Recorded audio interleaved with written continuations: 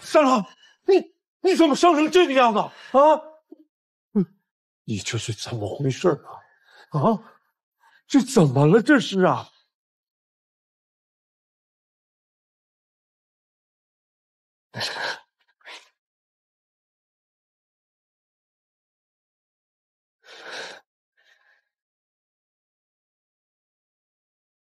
我回来了。你要干嘛？三郎，今天是你二哥大喜的日子。大喜的日子？我看是你们车祸大捷的日子才对吧？说什么呢你？趁着季家夫人遭难落井下石，强迫季二娘子入府为妻，此番算计，你们还真算得上是廉耻二字。三郎，你二哥成婚的日子，不要胡说，快去疗伤吧！绳子。哎，放着你！没事，王爷。成婚，我不点头，谁敢娶她？杨静兰，我娶谁跟你有什么关系啊？你算哪根葱啊你？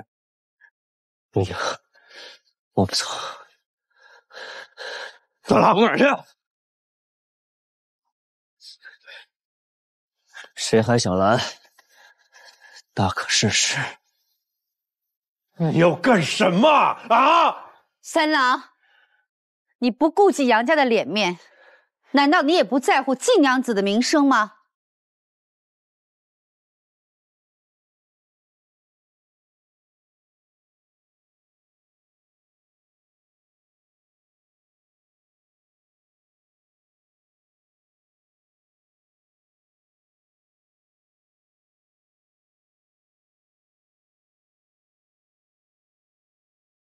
你可以带他走，但你想清楚了，今日出了这个门，季娘子的名声可就保不住了。杨家脸都就没了，千万不要放命运唏嘘成河，怎会让这银童似树红般凋落？断线的风筝途经那尘世的斑驳，心百转牵着恍然陌路如何抉择？幻化西风如昨悲欢怎说？登场也竟然当时轮廓，那一眼错飘洒成随风的烟波，聚散浮沉如歌里唱怎说？问情似何日织成锦瑟？自愿。愿执念永恒。今日我与你二哥成婚，虽然没有宴请宾客，但是杨家众人皆知。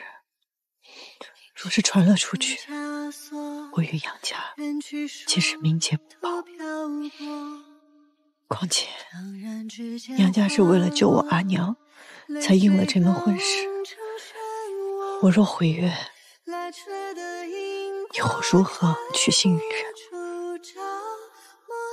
你不必担心，谁敢多嘴，我割了他的舌头。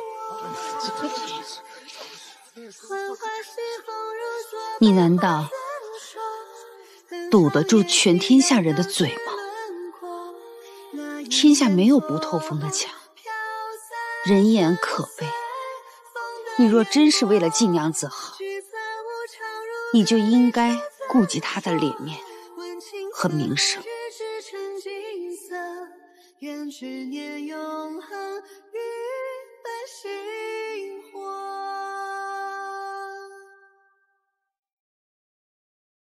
好，既然你已决定，下入虎狼窝，那换个人家可好？什么？伦理何在呀？哎，怎么能这样呢？这不行，绝对不行！阿青，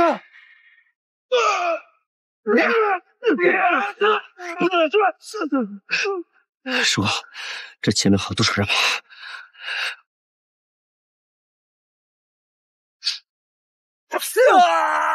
叔，我1周的药刀被封锁，各处布满了弓弩手，插针难逃。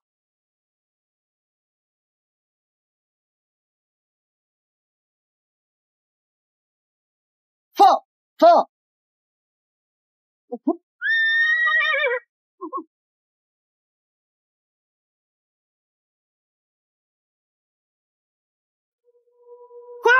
快进来！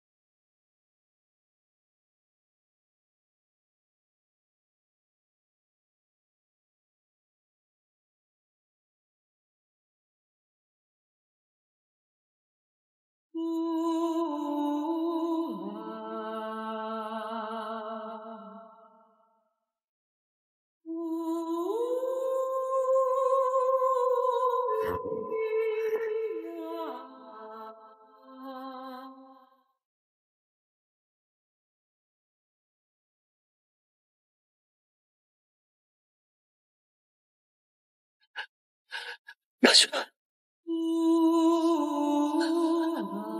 让雪。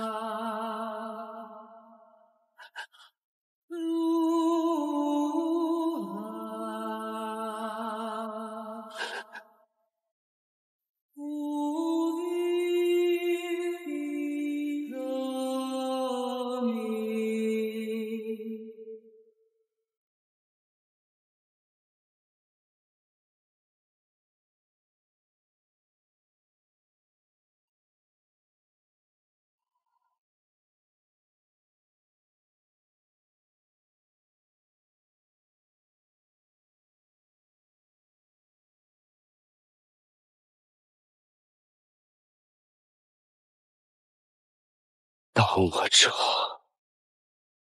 死！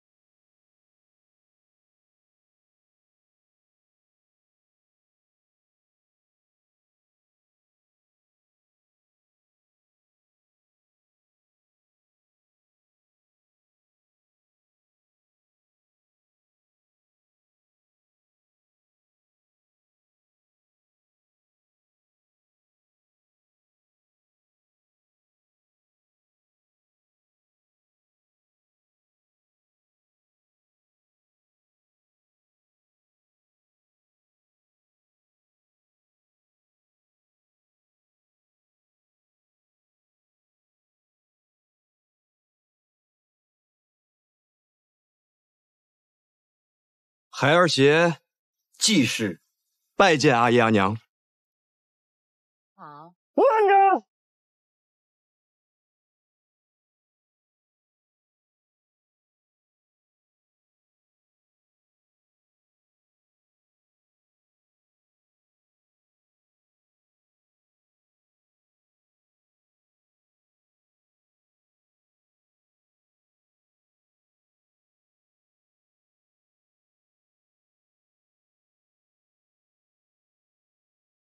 三郎，你怎么伤成这个样子啊？你这是怎么回事啊？这怎么了？这是啊？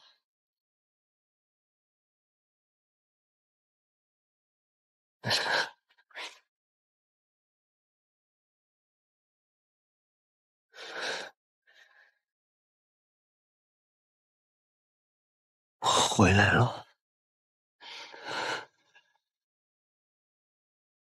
你要干嘛？三郎，今天是你二哥大喜的日子。大喜的日子？我看是你们车祸大捷的日子才对吧？说什么呢你？趁着季家夫人遭难落井下石，强迫季二娘子入府为妻。此番算计，你们还真算得上是廉耻二字。三郎，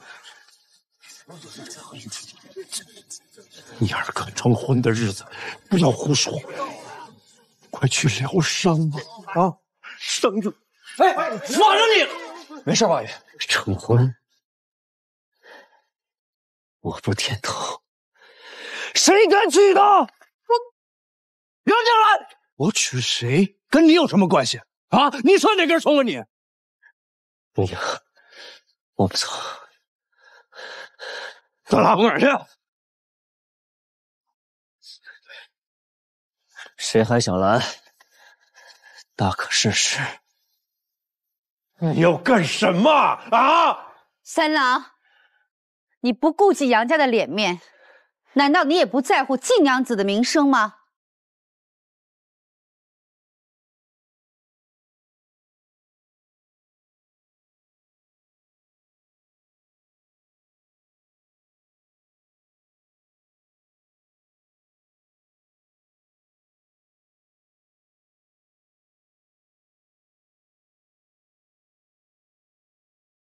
你可以带他走，但你想清楚了，今日出了这个门，季娘子的名声可就保不住了。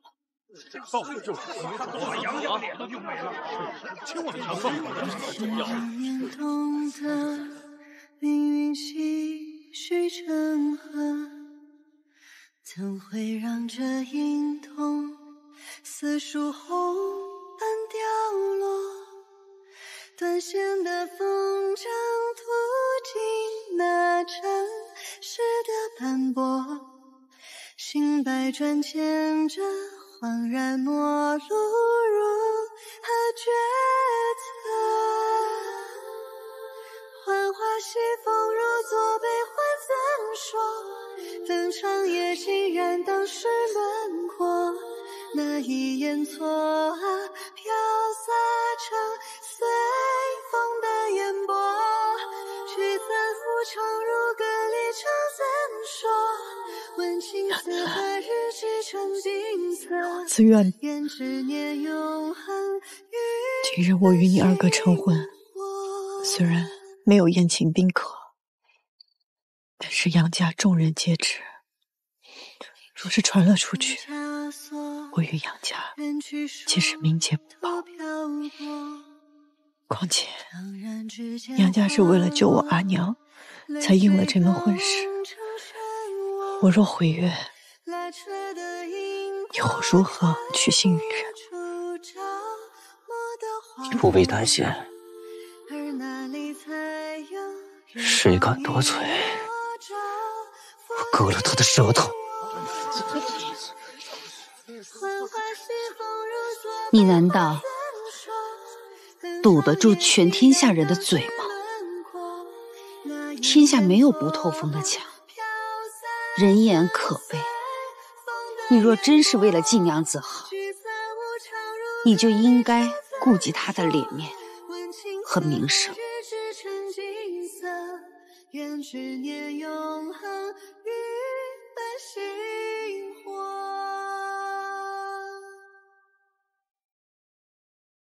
好，既然你已决定加入虎狼窝，那换个人嫁可好？什么？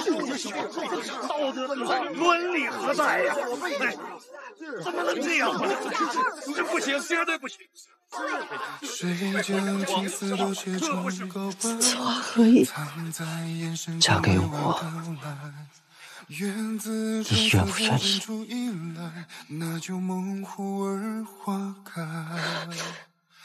可是这事跟你没关系，你没必要牵扯进来。你只管说愿与不愿。杨静兰，你别欺人太甚啊！你这么做，我这脸往哪放啊？三郎，这个季娘子是你二哥娶的妾室，你这样硬夺硬娶，这传出去成何体统啊？你以为过？他还不是我二哥的人，你们拿他的家人来做威胁，我可抢不起的人是你们！你别胡说八道了你！明明就是他自己主动找上杨家的，要不是我阿娘劝我，你以为我愿意娶她呀？你们把他当做筹码，我视他做珍宝。今日我杨静兰必娶她。你不是乱了肝肠呢？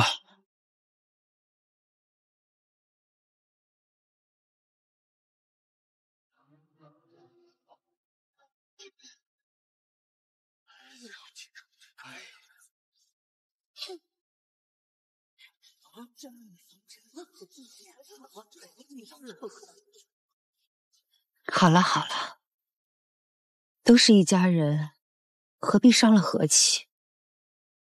三郎无非是担心我们觊觎季娘子的产业，又怕给二郎当妾委屈了季娘子，所以才想娶季娘子为正室，这样既能保住季娘子的名声，又能保住杨家的声誉。既然二郎不想娶，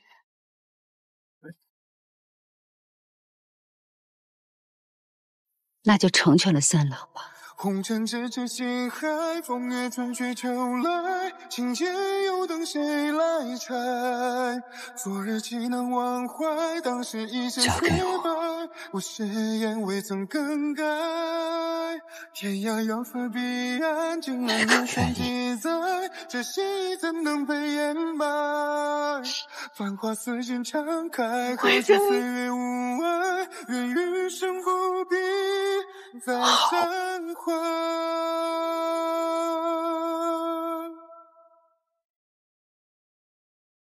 纵然千里之外，长路曲折离带，人间季节中能来。造化情如尘埃，人情却怎奈？是爱没有爱。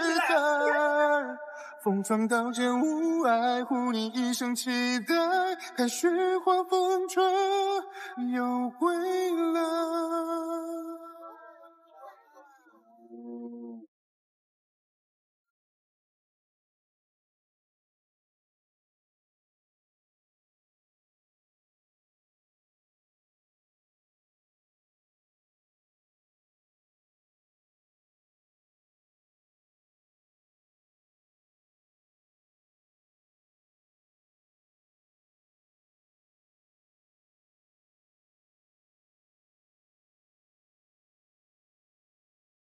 咱们出去说吧。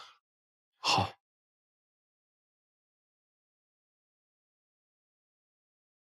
医师，王娘怎么样了？季夫人的病忧思过度，劳神所致。待吃完我开的这方药后，会好受很多。多谢医师。赵家主，您怎么来了？听说县令将季伯母从狱中接出来，还特意请了医师给她把脉。我特意过来看看，情况如何呀？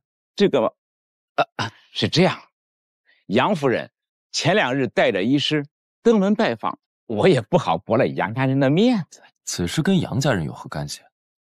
赵家主不知道吗？季娘子就要嫁给杨家2郎为妾了，这以后就是杨家人了。郎君，杨三郎回来了，说要娶季英为妻。杨静兰，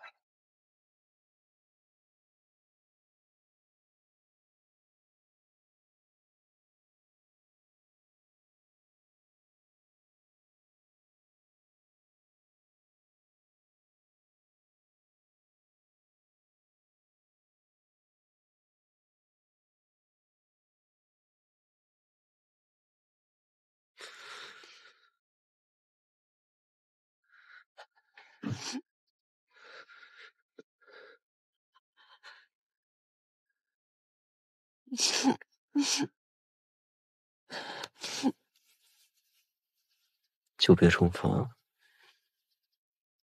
也不赏个笑脸给我。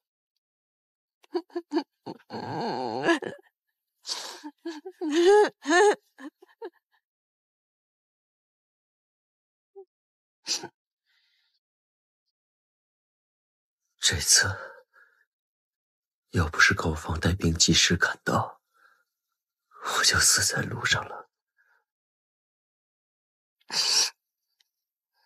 你为什么要回来？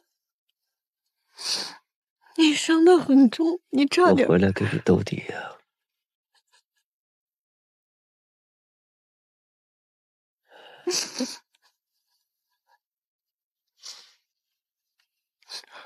我不过就是嫁个人，我可以照顾好自己，没有你我也可以，我可以救出我阿娘。是，我们季娘子最厉害了，无坚不摧，叱咤风云。没了我，一样能照顾好自己。可是我就不一样了，我若是没了季娘子，我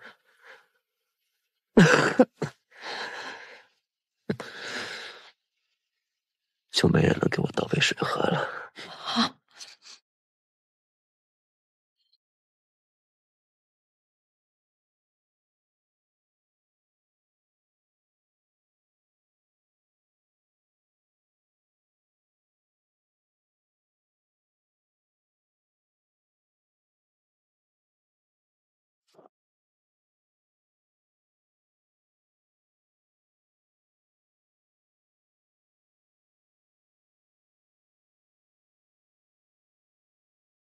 我欠你的已经够多，我不知道怎么才还得上。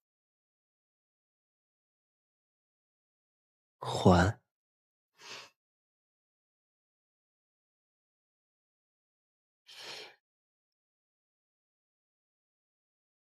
盟友之间互帮互助，本就是应该的，没什么还不还。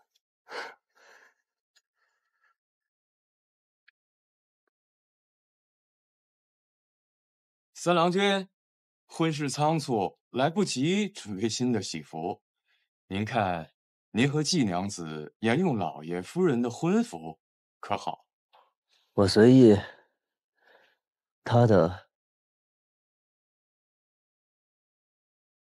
我自有安排。是。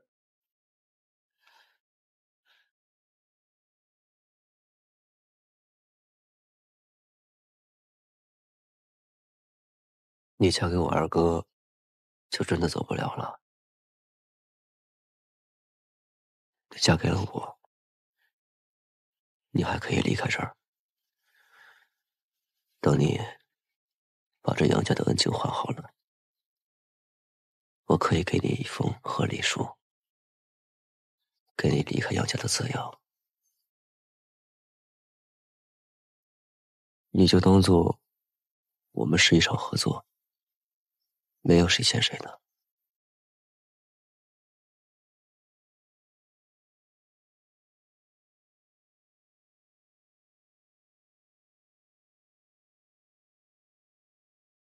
好，那就我阿娘就可以。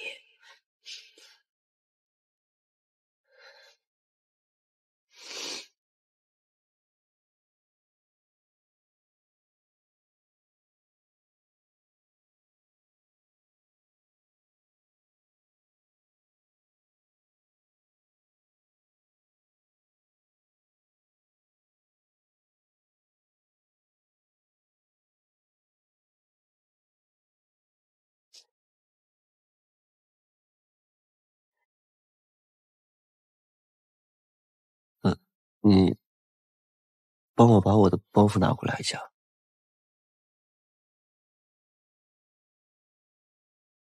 好。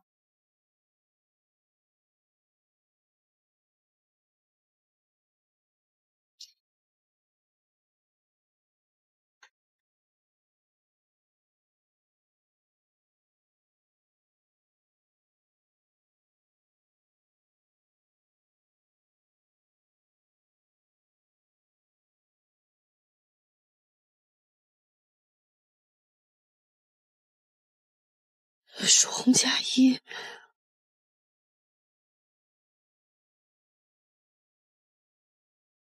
找到蜀红锦衣一件，应该是宫中赏赐。那是我的，是爱留给我的。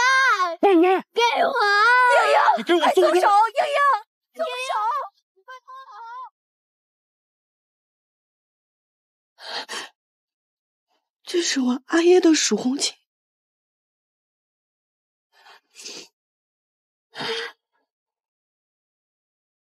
你在哪儿找到的？南诏的百王府，在那里面还有许多年代久远的勾结。南诏，白王，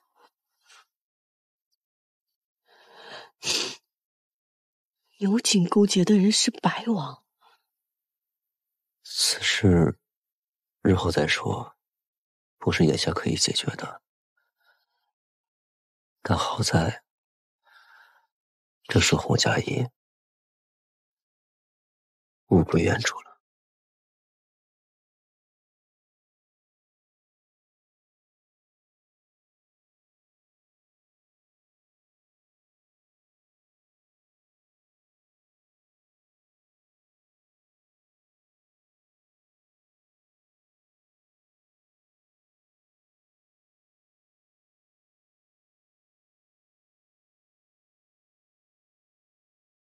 各位乡亲，今日是我家三郎君与三道堰换花染房季娘子成婚的大喜之日，诸位若是有空，还请到咱们府里喝杯喜酒。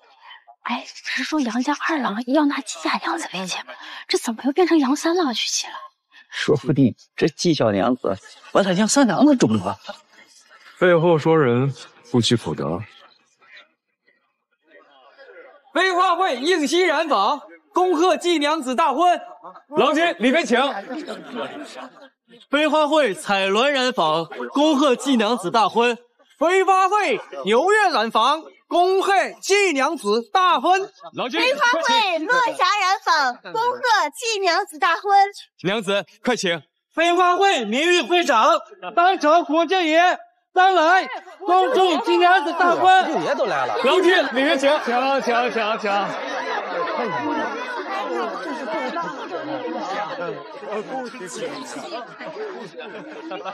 听说杨警官伤得很重，今日还能拜堂吗？哎呀，别说伤得重了，就算还有一口气儿，也得把这亲成了。哼。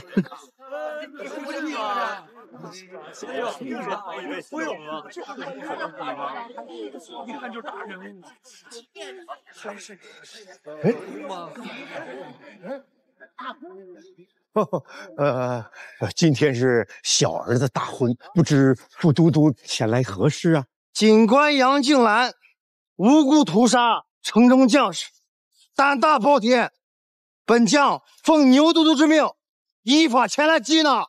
不可能，不可能啊！我是说这小子误中误惯了，迟早害了我们杨家。你这样一嘴，牛副都督好不通人情世故啊！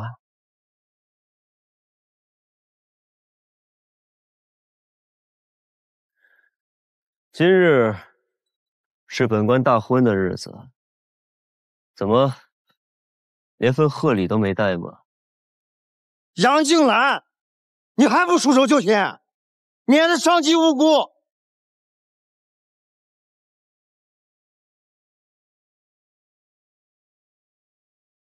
你可认得这是何物？太子鱼符。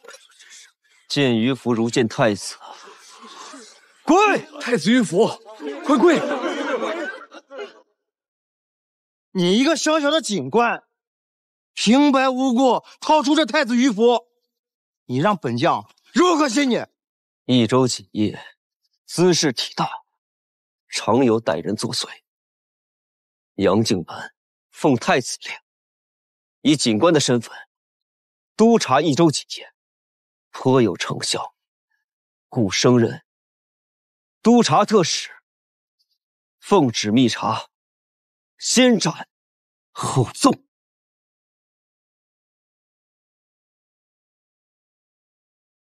前九位太子奉太子令，不想督察位。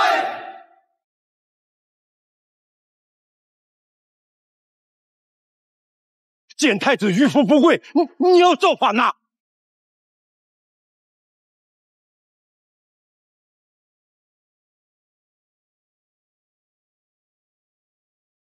今日是本官大喜的日子，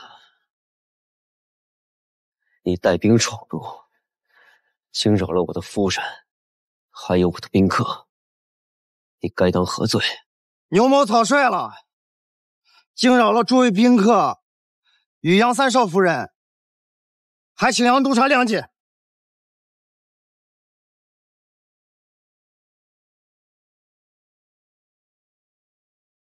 滚！告辞。这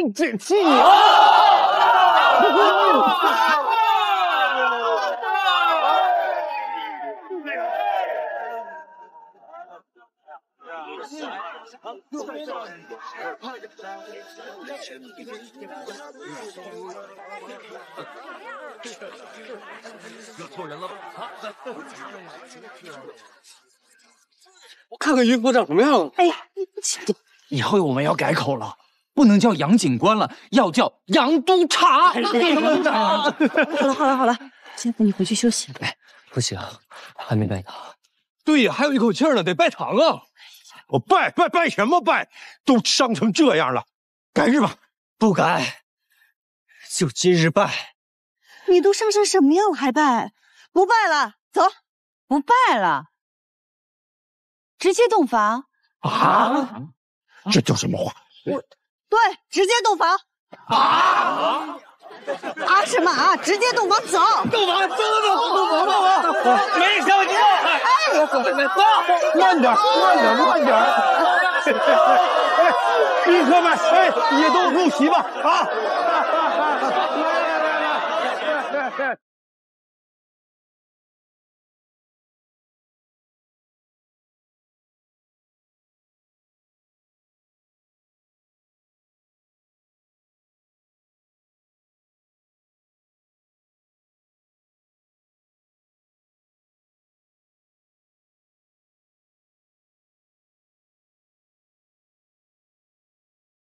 你这是？今天晚上我就睡这儿了。你身上有伤，一会儿半夜还得给你换药，我不能离得太远。那这样，你睡床，我睡小榻。你胡说什么啊？我睡床，病人睡小榻，哪有这样的？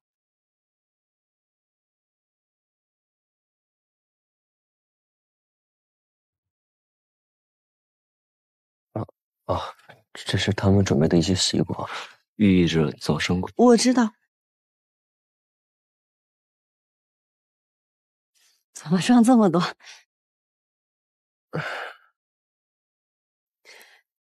我把它往边上去点，不然一会儿硌到你伤口。好。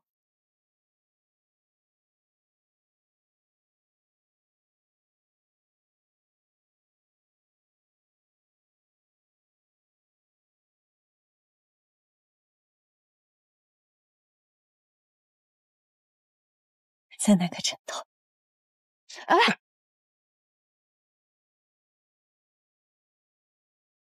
我没碰到你的伤口吧？不要紧的。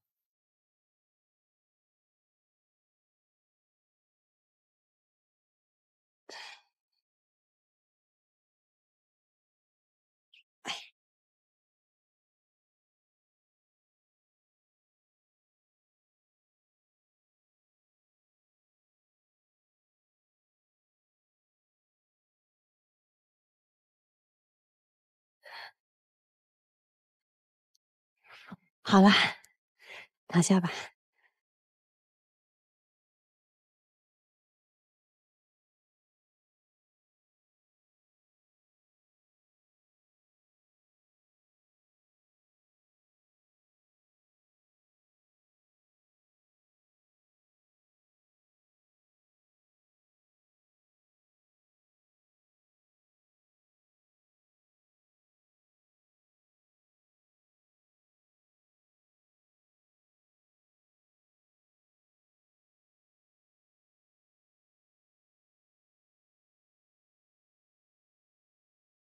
你今日打了牛景的脸，他会不会变本加厉的报复你？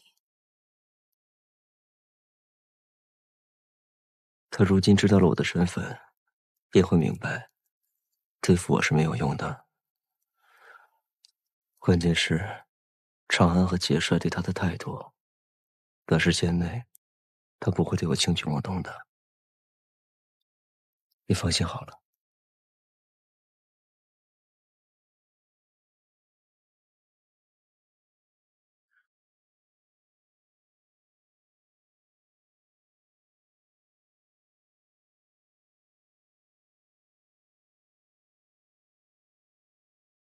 早点休息吧。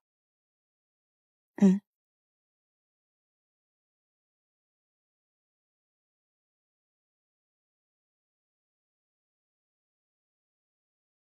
无论怎样，谢谢你回来，我觉得很安心。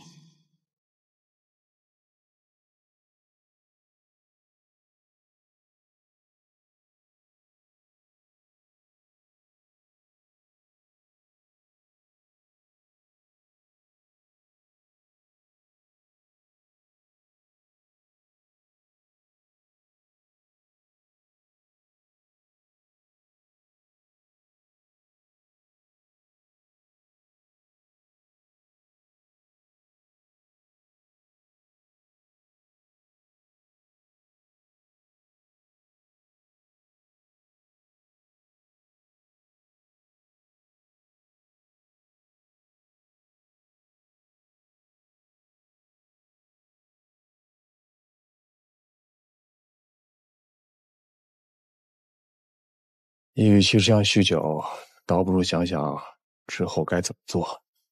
我还能做什么呀？如今他已为人父，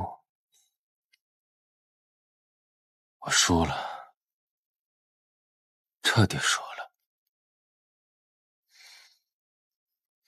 就算他已成婚，你也可以把他给夺回来，夺回到你的身边。这句话，你是给我说，还是给你自己说呀？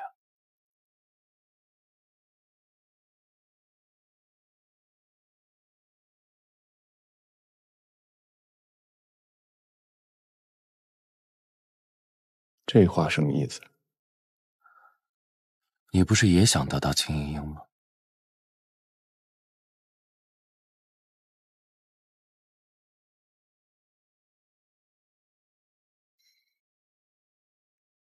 赵二郎君还是误会了，白某只不过是一介商人罢了。他被困火场的时候，你不顾一切的拼命去救他，那时候可不像是一个单纯的商人。白某知道你在乎他，所以进去救他。若是季英英死于火场，那你我之间就无法合作了，我也得不到我想要的。如今我们的计划已全盘失败，你还想得到什么呀？益州景业啊，一直都没有变过。倒是赵二郎君你呀，你变了吗？你放下了吗？你放得下？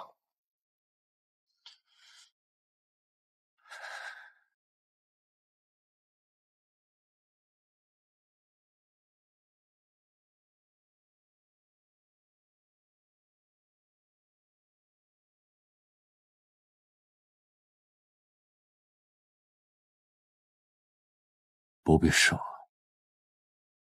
我放不下的。放不下就夺回来。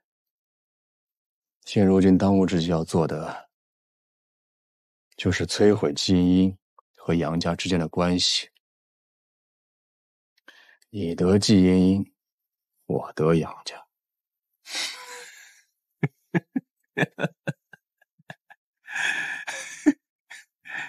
你拿什么得呀？拿着美酒，还是拿着美人啊？我还可以等我丈人弄死杨静兰，坐收渔翁之利，而你呢？跟我合作，就拿出你的筹码。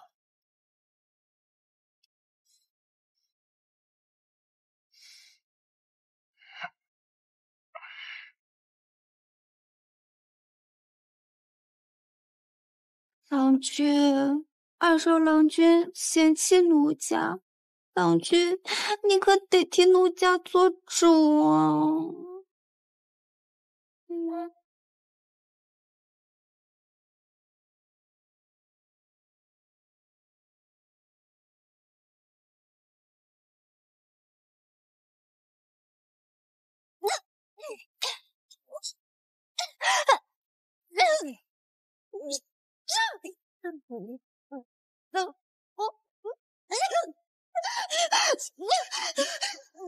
主人，这可是在益州。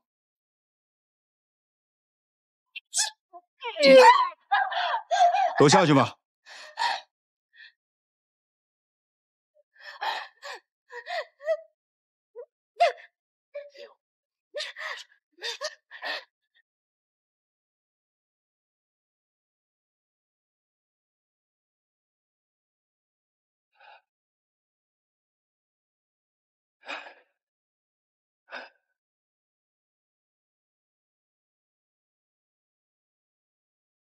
去，把杨家内部给我查清楚。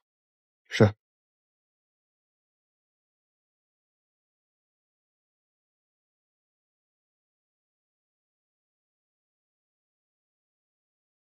只要内部烂了，就算是百年大树，也会有倒的一天。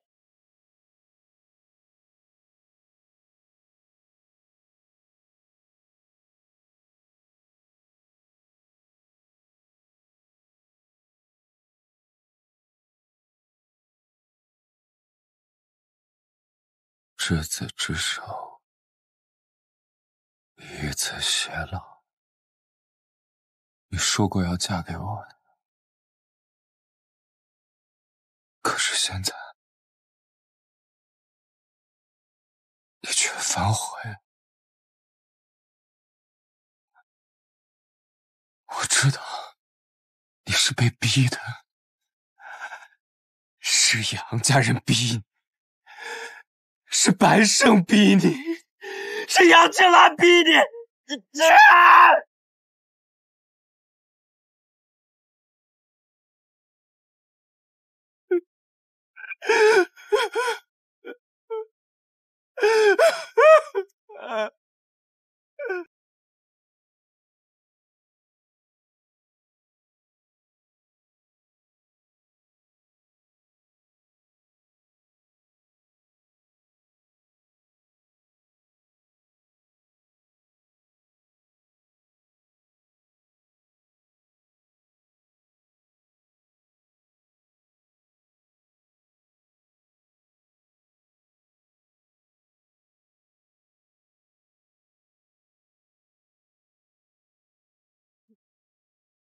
哎，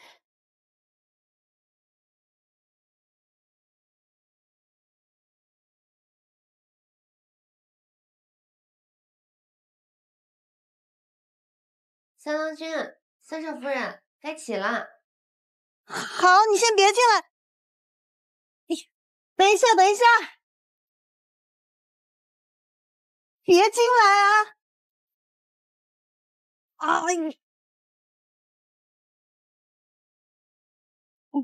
没有我们的允许，他们是进不来的。进来吧。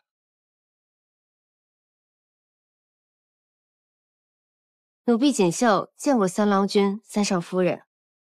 夫人命奴婢带着他们几个粗使丫头，在三郎君的院里侍候，听候三郎君、三少夫人吩咐。嗯。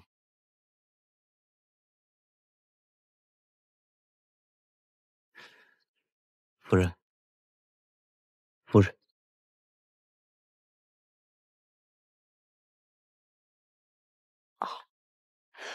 起来吧。谢三郎君、三少夫人。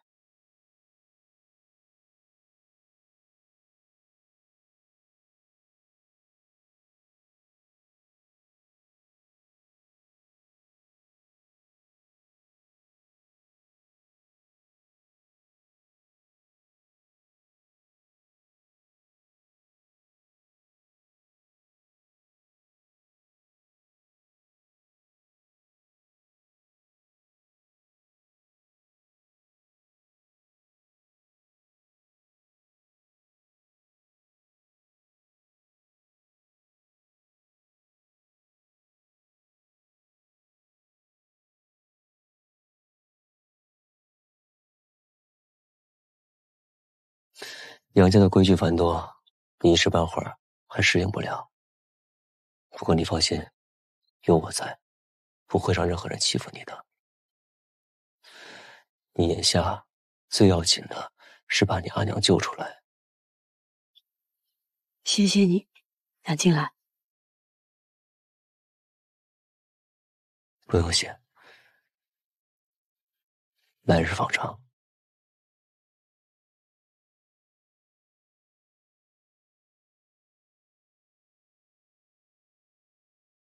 哎，这雪呀，都把木板给染红了。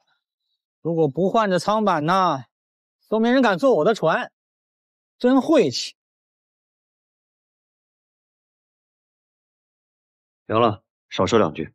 喏，够你换舱板的钱了吧？够了，够了，够了！麻烦你把当天的事一五一十的告诉我们。成家立业，这如今你的业在哪儿呢？你一个大男人不觉得羞愧吗你？哎呀，专家，什么时候到岸呢？快了，你怎么不在船舱里再多歇一会儿呢？啊，这两个女人太闹腾，我出来透透气。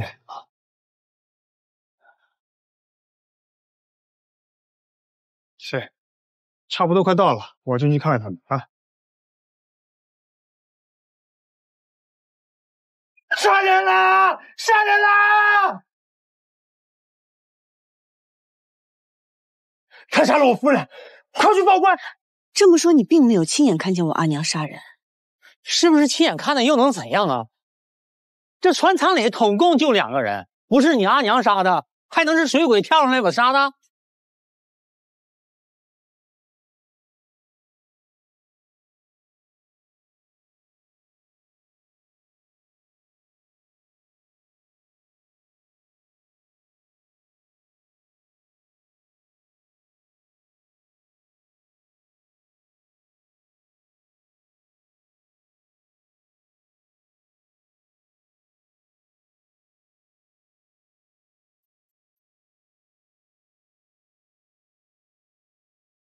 平时你们船上点香吗？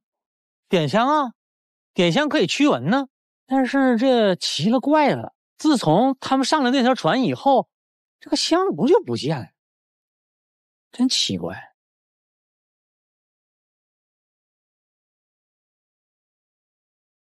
脖子上的伤口也是唯一致命的伤口。那这是凶器。这的确是我阿娘的簪子。啊，还有这边，这是你阿娘、姨母以及李峰身上的外伤。因为沾染的血迹，所以作为证物收存。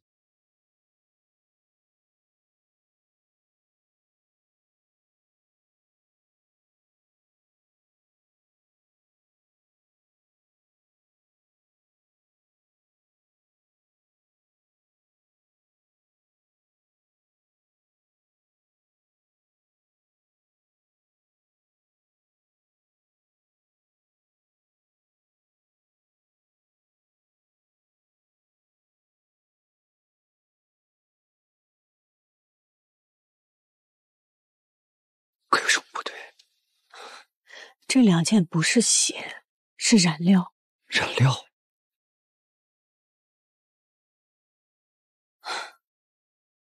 我知道是怎么回事了。其实这个案子很简单，只是县令不肯查罢了。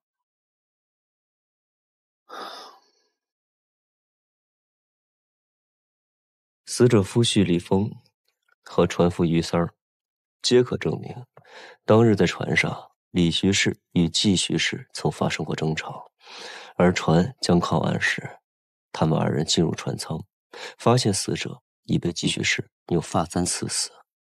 这人证物证俱在。季娘子，你说你阿娘冤在何处？与本官从实说来。民女有3个疑点：其一，根据于三儿的证词来看，他并没有亲眼看见我阿娘杀人，而是在李峰进去片刻后，听到喊叫声，继而看见我姨母满身鲜血地躺在李峰怀里。因为被李峰挡住，他可能都没有看到我姨母身上是否有伤口。船在江中，四面无人，这船舱内只有你阿娘和姨母，除了你阿娘，谁会动手啊？为何我们不怀疑第一个发现死者的人呢？李峰与船夫先后进入船舱，不过间隔片刻，他哪里来得及杀人？那2个人又为何不反抗？为何不发出声响？这也就是疑点2。若我阿娘真是杀人凶手，那为何当时也昏迷在了船上？也许是你阿娘杀人时不小心磕到了头，晕了过去，又或是你阿娘杀人后害怕的昏了过去。不排除这些可能，但还有另一种可能，就是我阿娘是被人陷害，她和我姨母同时被迷昏了。你说的不过都是猜测，并无实证啊。民女有证据，还请孟县令过目。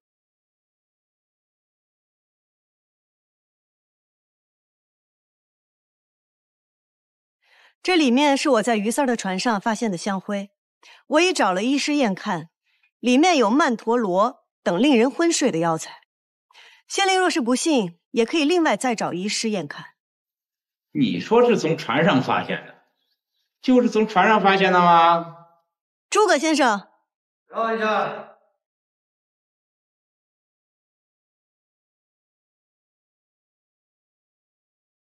孟县，杨督察身体不便，着在下与牵牛卫协助杨三少夫人查案。在下亲眼所见，这香灰的确是从于三船上发现的。此事无关紧要，就不劳杨督察费心了吧？孟县令此言差矣啊！这案中的苦楚可是飞花会的会长，怎么就事不关己业了？不过杨督察相信您一定能够查清楚真相，所以无意插手此事。只是凶手公然杀人，胆大包天，想来这背后必定是有人。杨督察派在下前来，只是想告诉督察夫人，您的背后也有人，不必怕他。就算是在船上发现的又如何？你如何证明这就是那船夫当日所点？你阿娘又是闻着这迷香昏迷的。确实如此啊，何以为证？无法证明。你没法证明，拿出来说什么呀？但是民女有第3个疑点，望县令容禀。我不容你禀，你就不禀了。这3件外衫是案发当日我阿娘、姨母还有李峰身上的外衫。孟县令看看上面的血有何区别？血衣不同，有什么可看的？本官不看。好，那就请诸位看看这衣服上的血有何不同？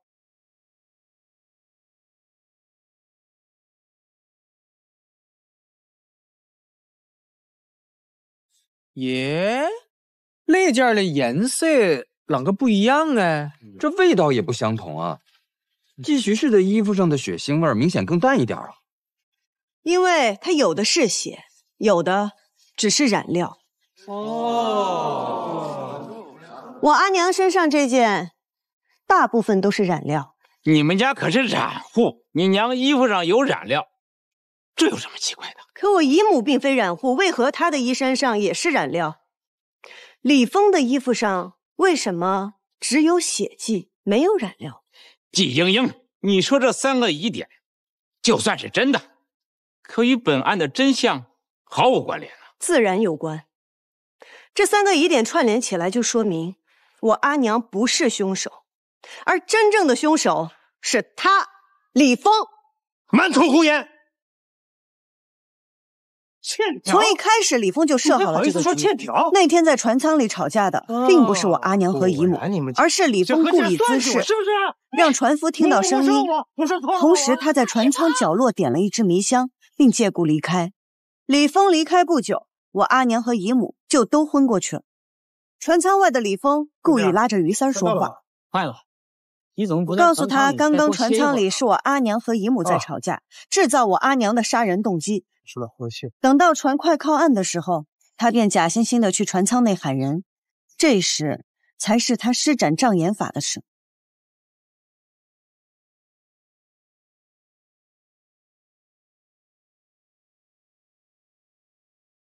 匆忙做完这一切后，他便大叫一声，把于三儿引来。杀人了！等到于三儿来到船舱内，便下意识地认为我姨母已经死了，而凶手就是拿着簪子的我阿娘。等终于有人可以为他作证的时候，他再痛下杀手，将罪名下祸于我。一派胡言，简直是荒谬至极！冯大人，他在血口喷人！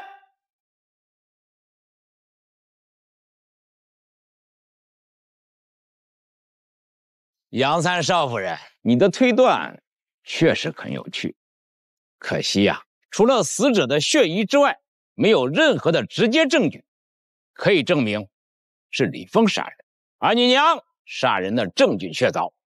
本官依然要判季徐氏。孟县令，请慢。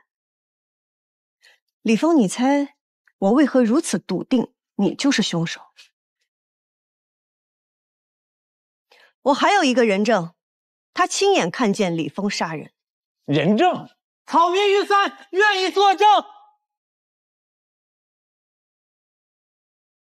大人，小民有罪，小民不应该知情不报。当时在船上，李峰让小民报案，小民本想速速划船，但又怕将来此事牵扯自己，就想进去跟李峰说说。谁知我这刚一进去，就看见他用簪子杀死了自己的夫人。你胡说！人证物证俱在，你还想狡辩？于三，当时你为什么不说？你知道作伪证同样有罪。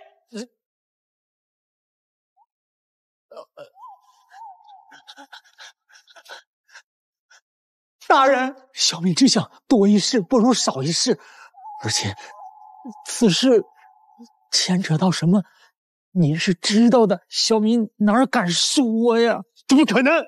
若是没人看到，我又怎么会想到去看衣服上的血迹？我又怎么会推断的如此毫无差错？不可能！我动手的时候明明回头看过，没有人，根本没有人。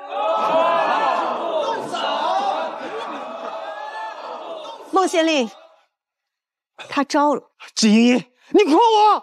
比起你栽赃陷害，人面兽心差远了。季莹莹，你好大的胆，竟敢勾结证人，公堂作伪，你该当何罪？什么呀？要罚也应该先罚凶手。李峰杀害发妻，栽赃陷害，罪大恶极。难道孟县令要视而不见，充耳不闻吗？难道视而不见，充耳不闻吗？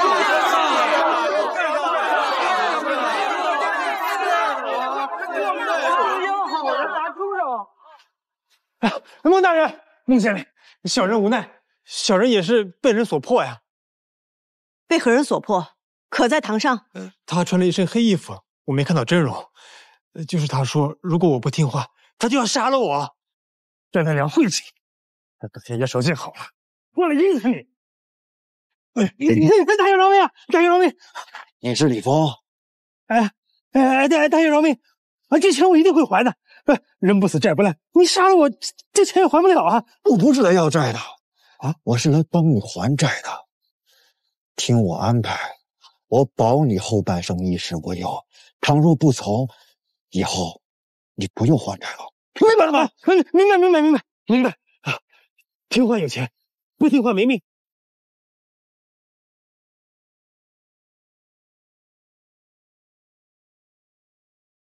他已全部招供，请孟县令为民做主。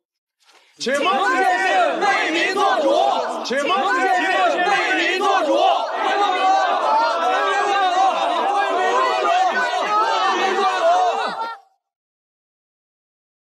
这如何是好？这边是太子，那边是将军，我谁都得罪不起呀。这赵家主都已经走了，您还有什么攀不了的呀？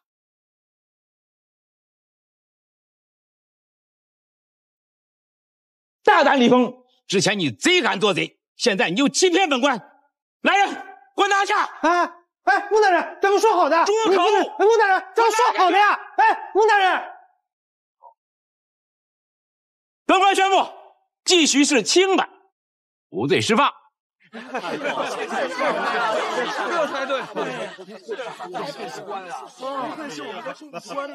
至于公堂作伪之事，季娘子，孟县令秉公办案，是乃百姓之福，我等之幸了。我等不幸了，孟县令，也是公平。对，孟县令真是明察就好。这一段传出去，真是一段佳话呀！孟县令今天的案子，如果让我阿爷知道了，肯定夸孟县令这案子办得漂亮啊！太漂亮了，县令。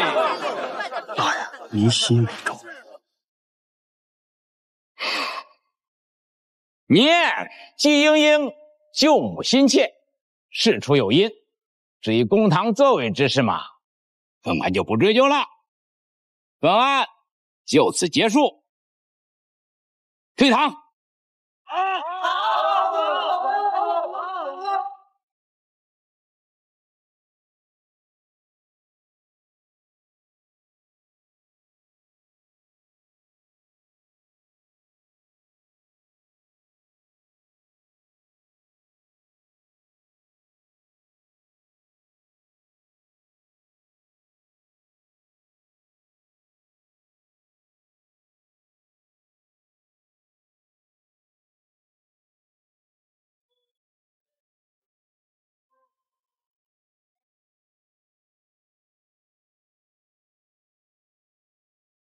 阿娘，阿娘，莹莹，阿娘，天儿，阿娘，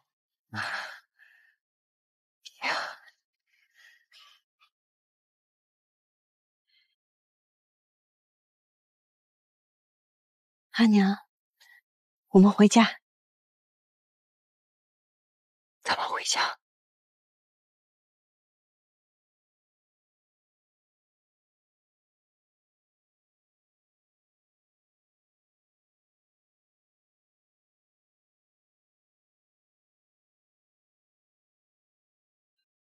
莹莹，阿娘不在的这些时日，家里是不是还发生了什么事啊？我嫁进了杨家，嫁给了杨三郎。你是不是为了救我，所以才……不是的，阿娘，是我自己想嫁去的。不会的，你一定是在骗我。阿娘那时还在牢中，若非逼不得已，谁会在那时婚嫁？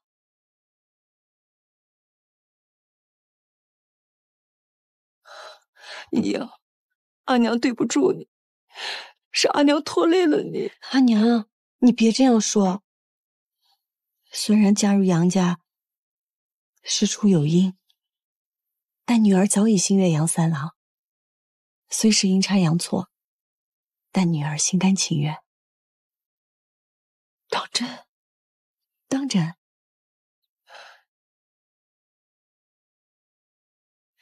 之前我一心只想让你远离风波，而那时杨警官又麻烦缠身，我其实并不愿意将你许配给他。但是想不到缘分使然，你还是嫁给了他。杨静兰之前便想娶我吗？傻孩子，难道你看不出他的心思吗？他待你不好吗？好，他待我很好，一直都很好。只是我们向来以盟友相称，不曾表明情意。我原想等他回来后，我便与他问清楚。前几日他千里迢迢，遍体鳞伤，也要赶回来护我，与我成婚。我怎会不明了他的心意？但或许是这场婚事来得太突然，交杂了太多东西，我无法像真正的心腹那样心安理得地去面对他。那些想问的话，想说的心意，反而变得难以启齿。阿娘替你高兴了，不急，不急哈。只要你们两个人的心是在一起的，我相信有些话，即便是不说出来，彼此也能感应到。我与他来日方长。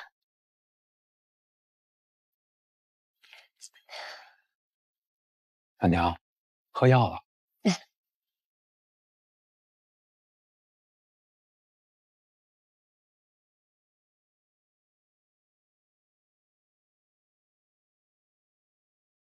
阿娘，等您身子恢复好以后，我们就离开宜州，去江南生活。我们一家人平平安安的过日子。你跟阿兄先去，我安置好这边就过去找你们。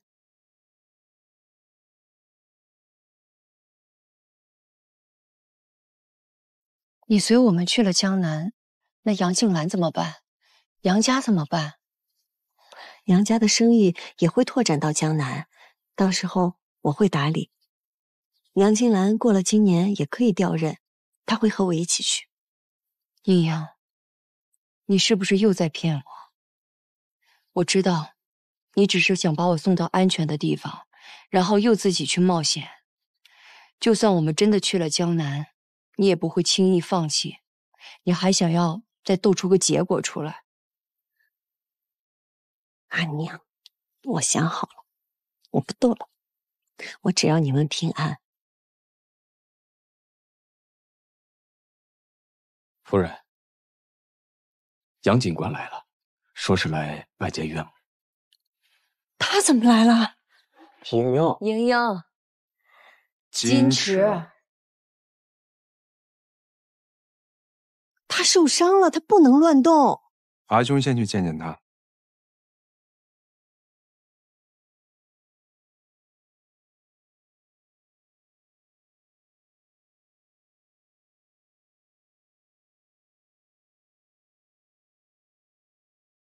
你可知茵茵最喜欢吃什么？不知。那茵茵最讨厌吃什么？不知。哎呦，她最喜欢玩什么？心情难过的时候最喜欢做的事是什么？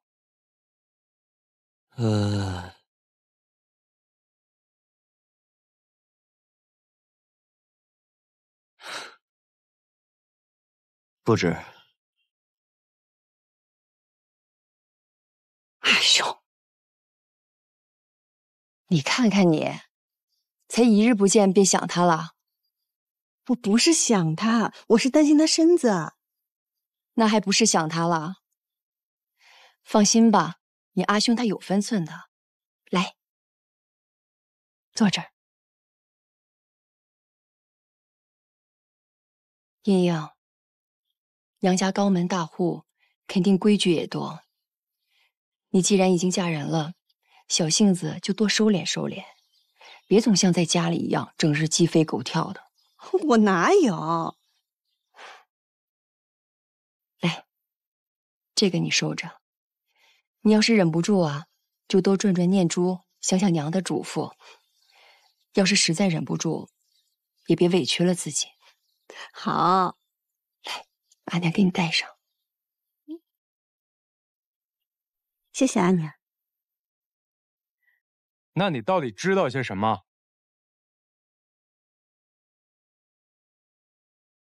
我知道，既然我娶了她，就要让她有枝可依，不再独自面对风霜。你与他志趣相投，两心相应。但对于成婚不止如此。对于夫妻而言，柴米油盐家长里短对于情谊的损耗，半点不比风霜刀剑的少。而茵茵更是不同寻常的女子，或许更难释然。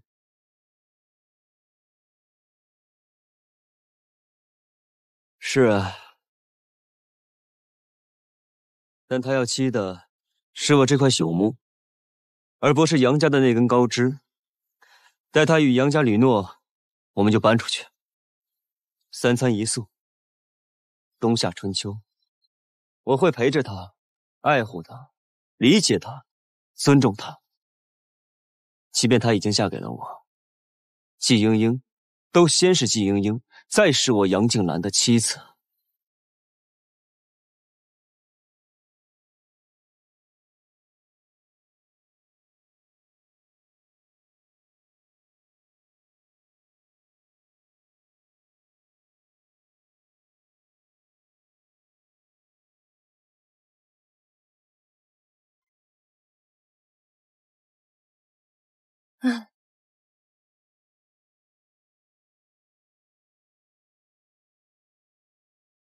杨静兰，谁让你出来的？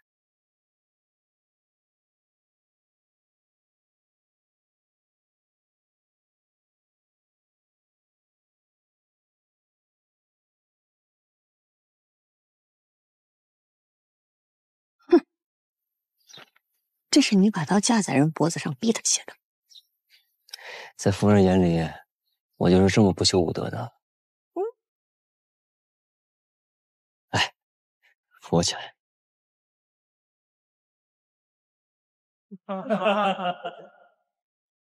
你想做什么？你别动。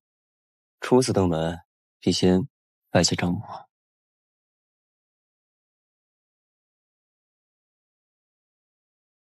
来，夫人，扶我起来。可是你，求求我。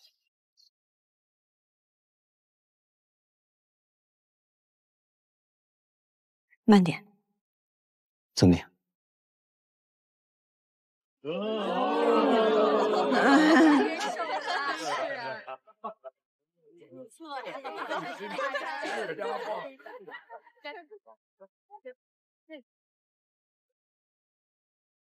锅盔啊，锅盔！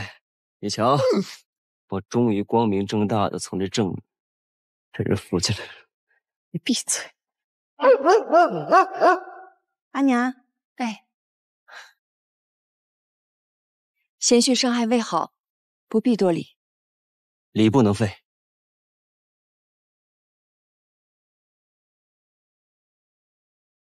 小婿杨静兰拜见丈母。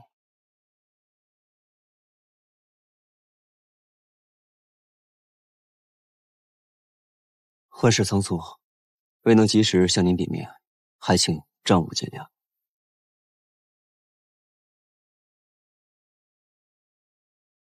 好孩子，快起来。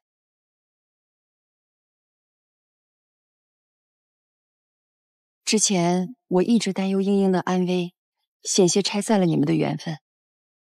如今你们终成眷属，我也想明白了，以后咱们一家人风雨同舟，共同进退。我们家英英啊，就交给你了。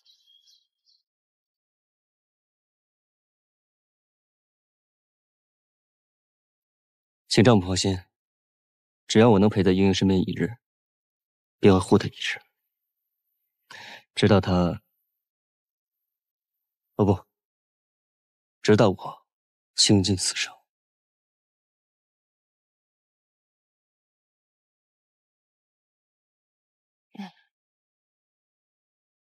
太子贺继父欣喜。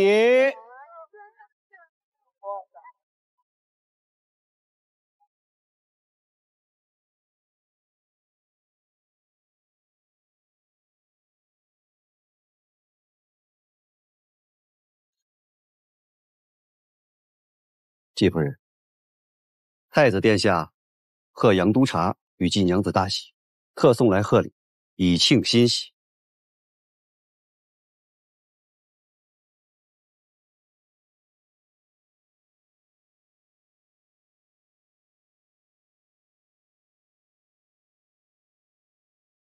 季家满门拜谢太子殿下恩赐。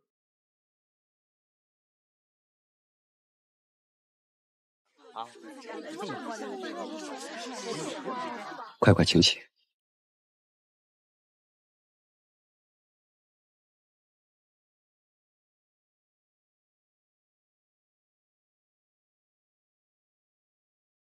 这是我师兄帮我准备的礼物，还请丈母交纳。太子准备的也太多了。这是你夫君借着太子殿下的名义给你补聘你的。我看这回谁还敢说你们名不正言不顺？你虽是我抢来的夫人，但别家夫人有的，我的夫人也要有。该有的东西，我会一样一样的补给你。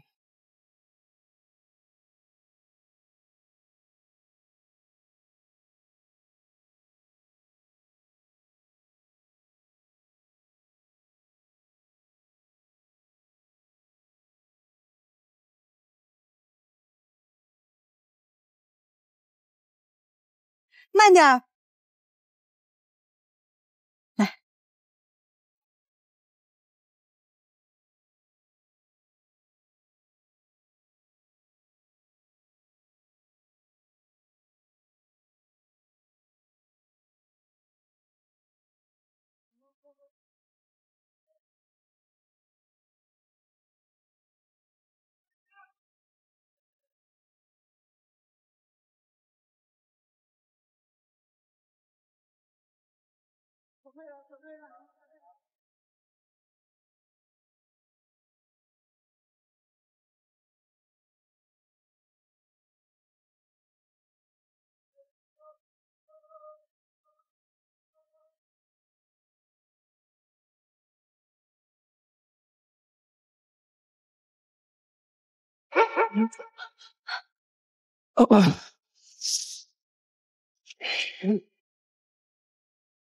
都说了慢点了。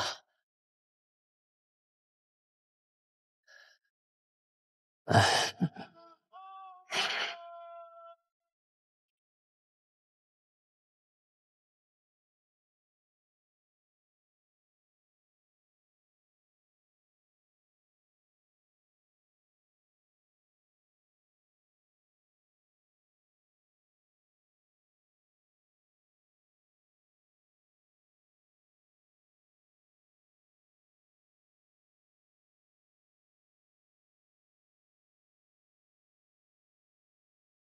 这是我阿娘和阿兄非要给我带的，都是我日常用的小物件儿，怕我在杨家用不惯。夫人如果还需要什么，就和我说，我去让人给你置办。嗯。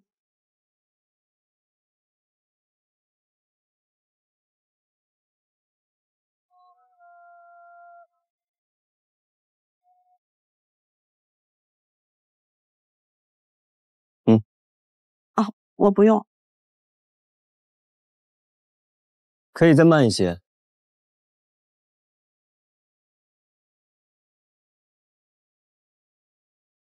杨静兰。好好好。哎。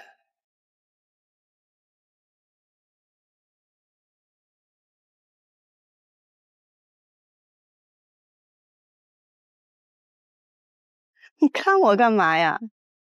看你好看。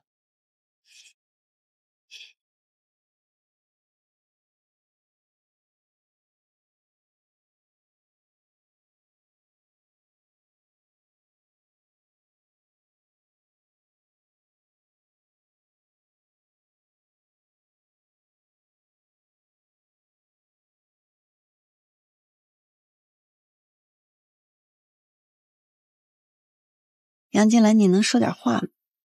太安静。好啊，不如你来问问我，我和太子的事儿。好啊。哎，你这又是督察又是太子令的，你是太子的人啊？算是吧。什么叫算是吧？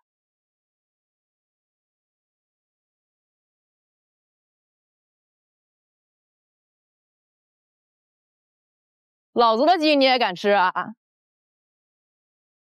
纯汇500两，只收现银。来者是客，别这么小气。你都不好奇我的身份？看你这身打扮，微富即贵，等闲哪回来这种鸟不稀罕的鬼地方？定然是受那老头指使的。你可知，你口中的老头，曾是当朝太子的老师。原先不知，现在知道了。原来被老头祸害的不止我一个。近墨者黑，那太子得歪成什么样啊？谁？老师。老师？老头，你到底收了几个学生啊？老子这辈子就收了你们2个徒弟，尤其是你这小猢狲，已经够我受的了。老子哪还有精力收其他人呢？所以他是太子？叫师兄。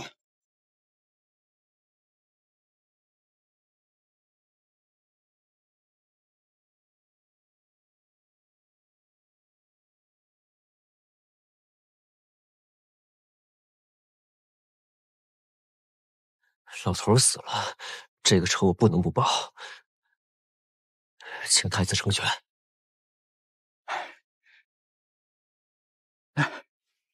快起来！我又何尝没想过为老师报仇？他若不是因为我的央求，也不会落得这般下场。可如今朝中混乱，节度使拥兵自重，这益州又不是我的属地，老师的死，或许就是对我的警告。太子若与我击坏，益州便可永远是天子的益州。你要为我破局？哦，如此说来，你不仅是太子的从属，还是他的师弟呀。而益州的成败也与长安有关，那就要看我能查到些什么了。你想怎么查？刘瑾如今知道了我的身份，日后行事定会更加小心。不过做过的事，自然会留有痕迹。他既然已经知道了我查到了南诏，那他便不敢再轻易动这条线上的任何一个人，以免露出马脚。制造蜀锦的人是牛瑾，购买蜀锦的是南诏，那么运输蜀锦的会是谁？从益州到南诏，关卡重重，想要不被发现，那只能乔装打扮。你想查番商？聪明。可是这么多番商怎么查呀？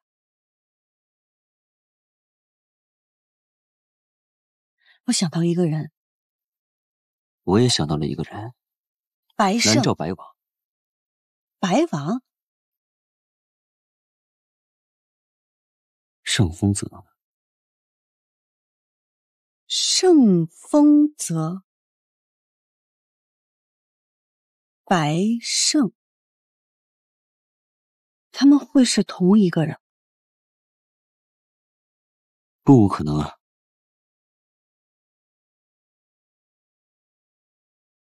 可是依他的年岁，我阿爷出世那年，他还只是稚子之年，这对不上啊。但是若他只是走私，他何须亲自千里迢迢来到益州？他后来接近我，又是要做什么？